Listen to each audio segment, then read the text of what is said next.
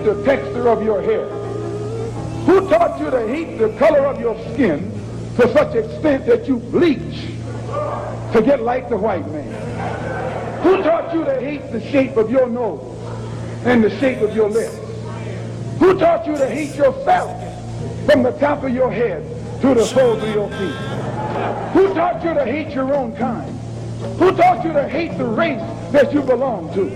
Don't let anybody make you think that God chose America as his divine messianic force to be a sort of policeman of the whole world.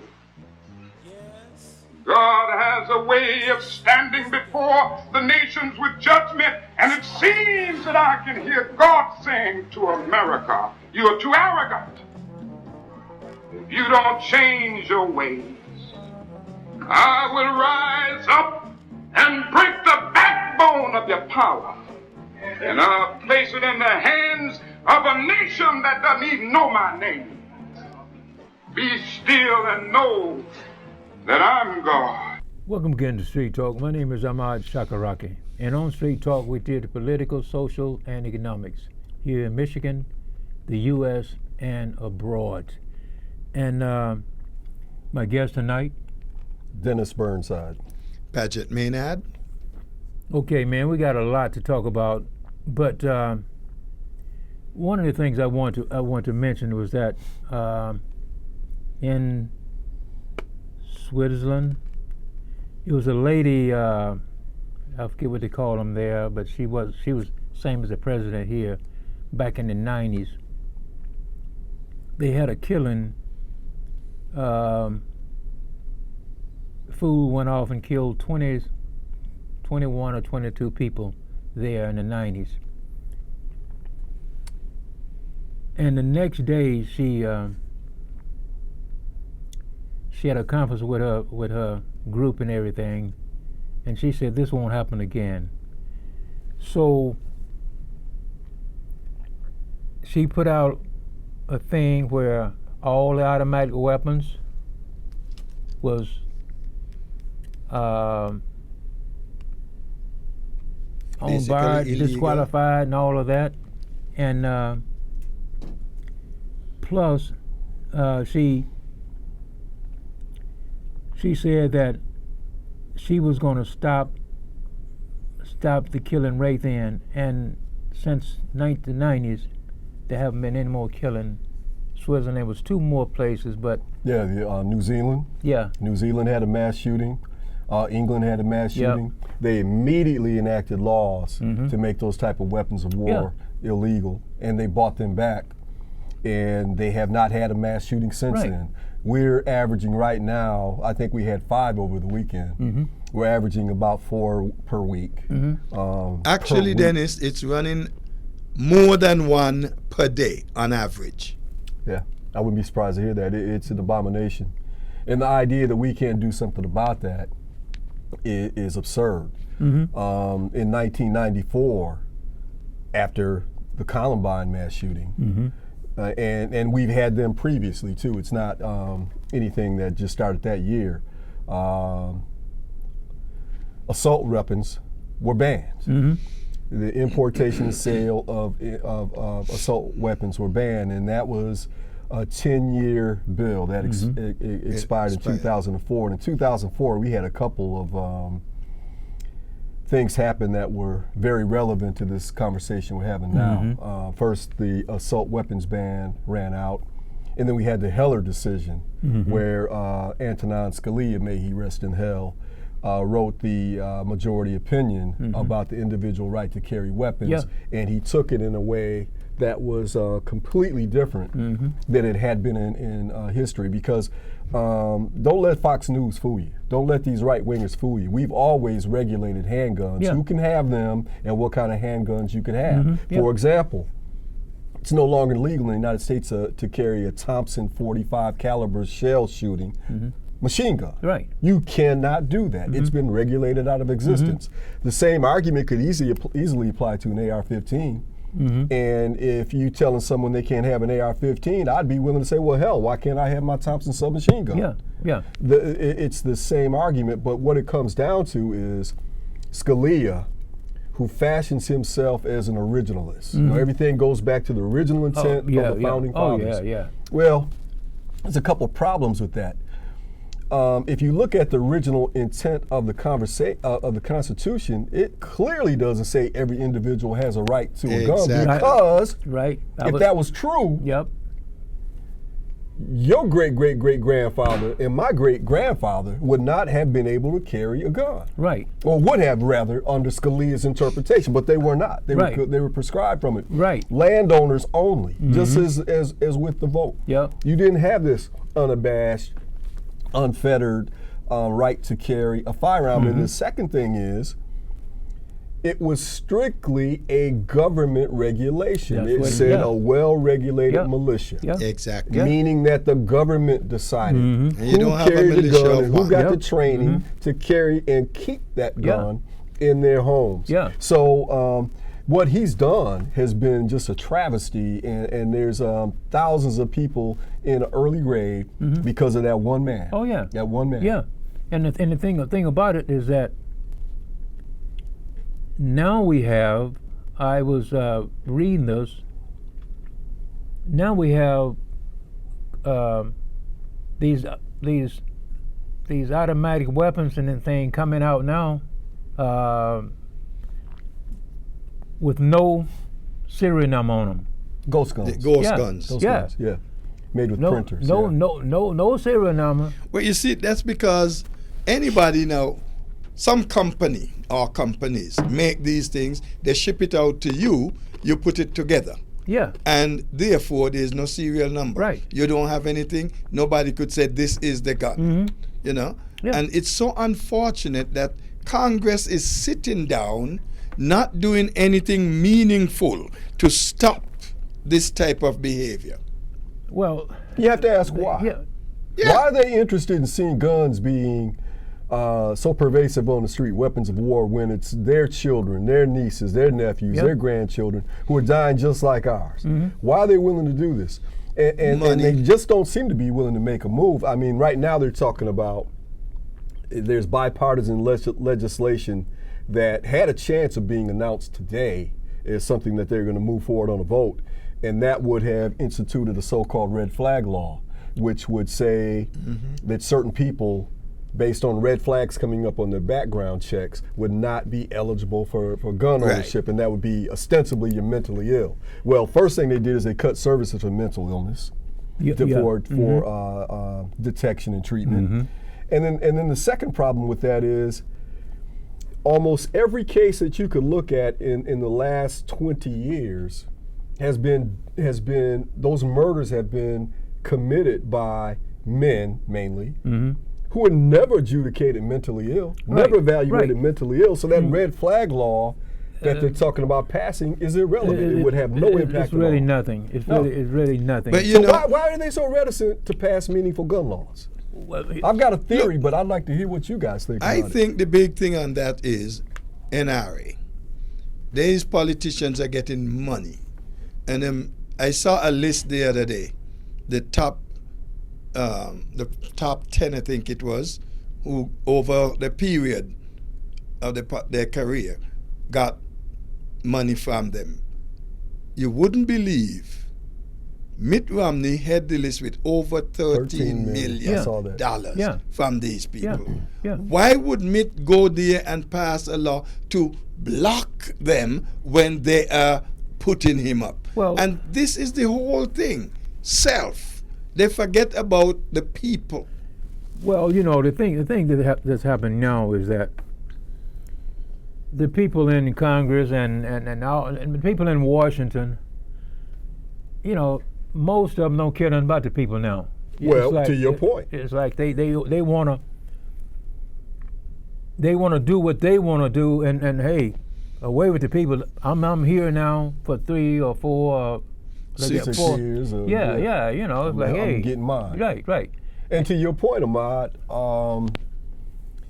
that red flag law that the Republicans are stumbling over themselves to approve of as irrelevant it is, doesn't address something that the three things President Biden said in his speech, his emotional speech last week, said we need to implement into law. And again, to your point, all of these points are overwhelmingly approved by the American people, except for one, and that's one that the Republicans don't agree with. And that first thing is Biden wants to see the law against weapons of war, assault rifles, that expired in 2004. He wants to see that re-implemented. Yes. Okay. Mm-hmm. Overwhelmingly, Democrats and Independents approve of that. Republicans don't, but even there, it's almost 50-50. Mm-hmm. But then you got to look at two other things. They're talking about expanded background checking. It automatically goes across state lines, a federal registry, background registry, which would include some of the things that they're talking about in the red flag law, but expand it. So that if a man has been convicted of an assault and battery, or some type of domestic dispute, or he once was waving a gun around, if he's in that database, he won't be able to buy another gun or hold one legally. Republicans are against that. Most Americans are for that. Most Americans are for the assault weapon ban being brought back. And then the last thing, which is completely confounding, is that you have this immunity provided by the Congress, by the Republicans, who said that gun manufacturers, Smith & Wesson, and all these different disparate makers of the AR type guns, they can't be sued under any circumstances. They're completely immune and prevented from being called accountable for what their products do. You can't do that with soap. You can't do that with a watch. You can't do that with a car. No, but somehow they're sacrosanct. So if you can't sue them, you can't ban their weapons, and you can't give background testing to the people who are going to buy them, then how the hell are we supposed to stop this? And Republicans refuse to even discuss those items. And you were saying, Patrick? The whole thing there, man, if these people were honest with themselves, start there, they would have seen everything you said there just now, Dennis.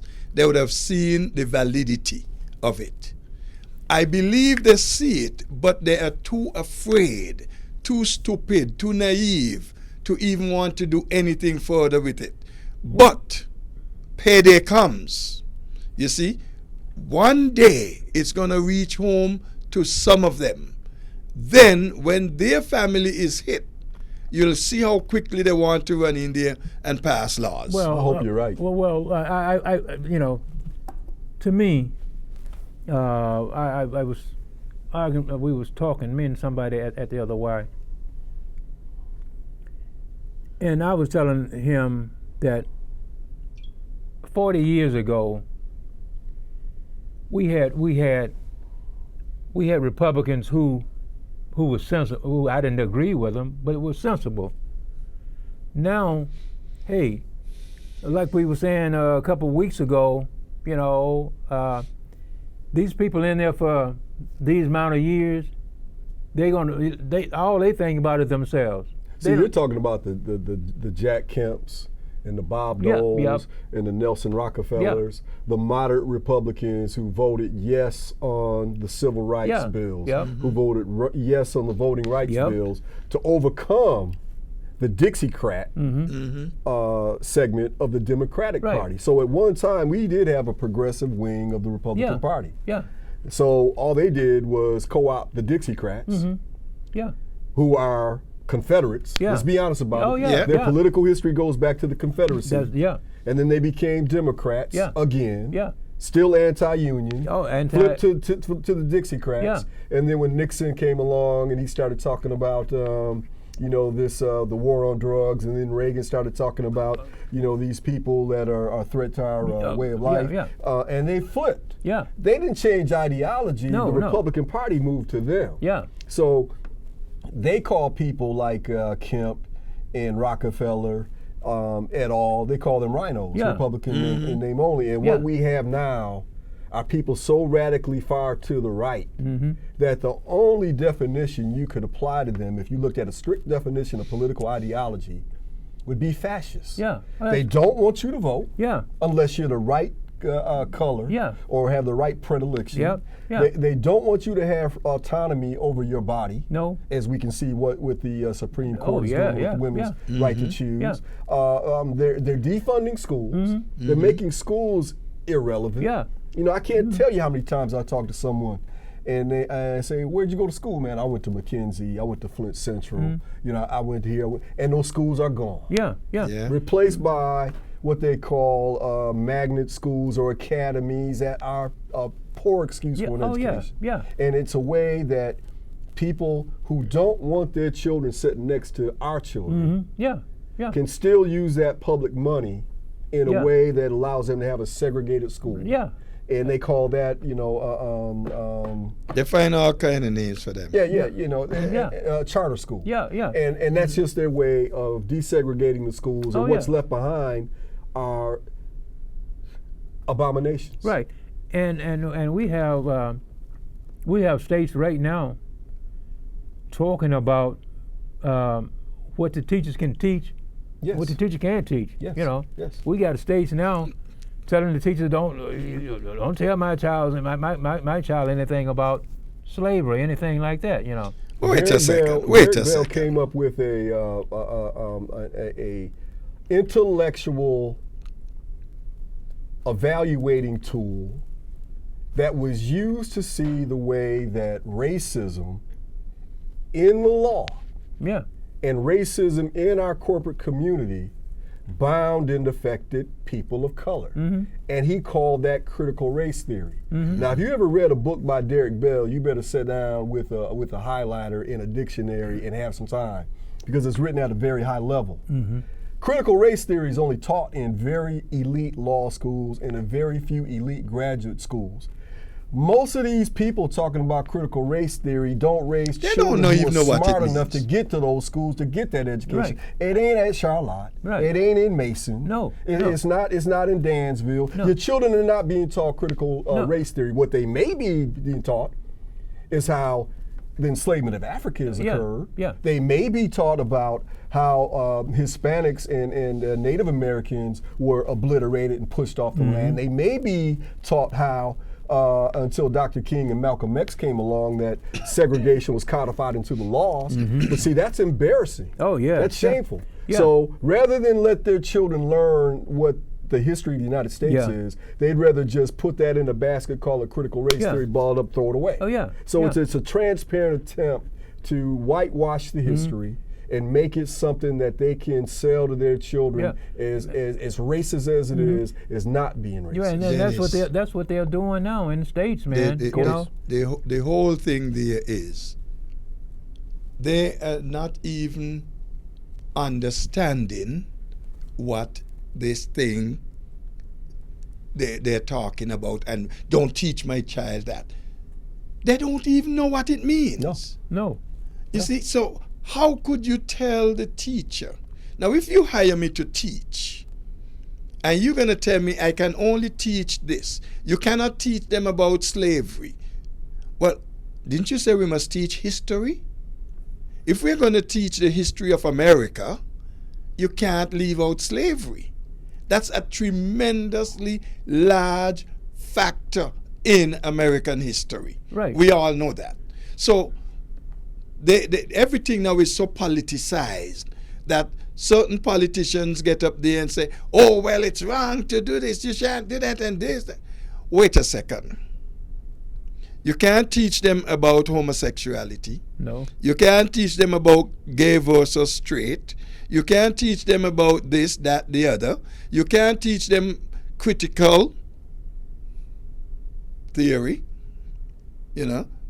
And I leave the part there and because they don't even know what it is. And their kids wouldn't be taught that anyway. And the kids are not being taught that. Right. No. So the whole thing is everybody now is trying to bring everything onto the political agenda. And if it sounds good to a few people, then let's go with it. And I saw this woman, she's Hispanic, on a program a couple of days ago, and she was adamant about this. And she doesn't want her children to be taught that. You don't teach my children this. Okay, what are you teaching your children? What, And let me tell you something. quickly, sorry. No, go ahead. Racism is the basis for their refusal to have these people being taught. Well, you know, the thing is like we've talked about, you know, the politicians now, they are not for to serve the people. They are there for themselves. You know, It's an open sewer of right. corruption. Yeah. There's no question that their votes are being bought and paid Right. for. Oh yes. I mean, that ship is sailed. That plane is taken off. That's no longer up for contention. It's just the idea that you're not supposed to call it corruption. Right. You're not supposed to call it what it is because then that's somehow anti-American. Right. But if you see someone take a job that pays $175,000 a year, which is a good salary, that's more than 95% of Americans make. Oh yeah. And you pay them that, and in 5 years, 10 years, they're they've got a net multimillionaires. worth into the 8 figures. Yeah. Something's wrong. Yeah. Well, look at the It doesn't take Einstein to figure out. Look at the lady from Arizona. Look at you. You could spin the globe, blind yourself. Yeah. Put your finger down and you'll find find a it. politician. You'll find it. Because the whole system is corrupted. Again, going back to the Supreme Court and another one of the Scalia decisions, and you can see how they have created this architecture where we're all insecure and afraid in our environment. Yeah. We have representatives who don't represent us. Oh, no. Who don't No. represent us No. anymore. No. That's the Citizens United case, Yeah. which said that money is speech, speech is free.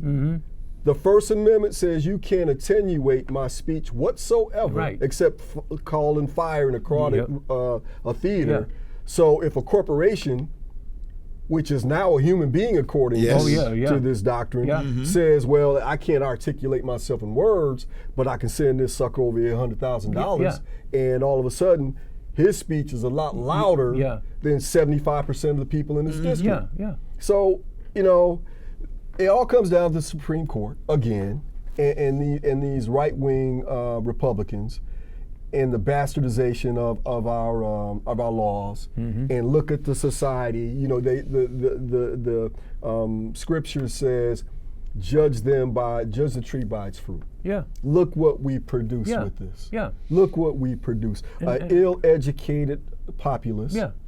An insecure, hateful, fearful populace, insecure in their income, insecure in their homes, insecure in their children's futures, guns everywhere, only the wealthy getting what they want in terms of legislation, jobs being shipped overseas wholesale for now 40 years, and then we wonder why the blue collar people, unmelanated people, are so angry and upset that they create the Tea Party and then they create the MAGA movement, and they're misdirected into thinking it's somehow your fault and my fault. Yeah. Yep. Well. And this is what you get. You get a country that is clearly in its decline. I was telling Paget before we started the show that, you know, we getting people, and we've gotten people in government now who don't know anything about it, you know, and ignorance is a virtue. Yeah, look at Herschel Walker.